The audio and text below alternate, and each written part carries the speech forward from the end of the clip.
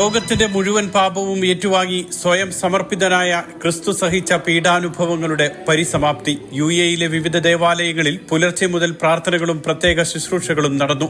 കുരിശിന്റെ വഴിയിലും നഗരി കാണിക്കലിലും നിരവധി വിശ്വാസികൾ പങ്കെടുത്തു.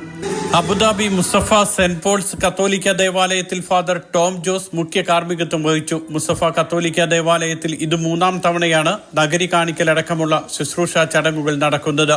നിരവധി വിശ്വാസികൾ ചടങ്ങിൽ പങ്കെടുത്തു. സ്നേഹത്തിന്റെ പരമകോടിയായിരുന്നു ദുഃഖവെള്ളിയാഴ്ച അല്ലെങ്കിൽ പീഡാനുഭവ വെള്ളിയാഴ്ച. ഈ പീഡാനുഭവ വെള്ളിയിലേക്ക് എല്ലാവരെയും പ്രാർത്ഥനാപൂർവം സ്വാഗതം ചെയ്യുന്നു. ദുബായ് സെന്റ് മേരീസ് കത്തോലിക്ക പള്ളി, ഷാർജ സെന്റ് മൈക്കിൾസ് കത്തോലിക്ക പള്ളി എന്നിവിടങ്ങളിലും ദുഃഖവെള്ളി ചടങ്ങുകൾ നടന്നു. അബുദാബിയിലെ സെന്റ് ജോർജ് ഓർത്തഡോക്സ് കത്തീഡ്രലിൽ ശുശ്രൂഷകൾക്ക് ഫാദർ ജോൺസൺ കല്ലിട്ടേതിൽ കോർ എപ്പിസ്കോപ്പ മുഖ്യ കാർമ്മികത്വം വഹിച്ചു. ഇടവക വികാരി ഫാദർ എൽദോ എം പോൾ, സഹവികാരി ഫാദർ മാത്യു ജോൺ എന്നിവർ നേതൃത്വം നൽകി.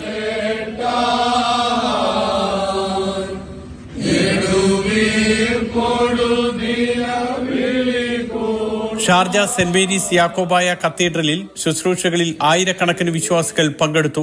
യാക്കോബായ സുറിയാനി സഭ മലബാർ ഭദ്രാസനാധിപൻ ഗീവർഗീസ് മോർ സ്തഫാനോസ് മുഖ്യ കാർമ്മികത്വം വഹിച്ചു. ഇടവക വികാരി ഫാദർ എൽദോസ് കാവാട്ട്, എൽദോസ് വെള്ളരിങ്ങൽ തുടങ്ങിയവർ സഹകാർമ്മികരായിരുന്നു. Mathrubhumi news, Dubai.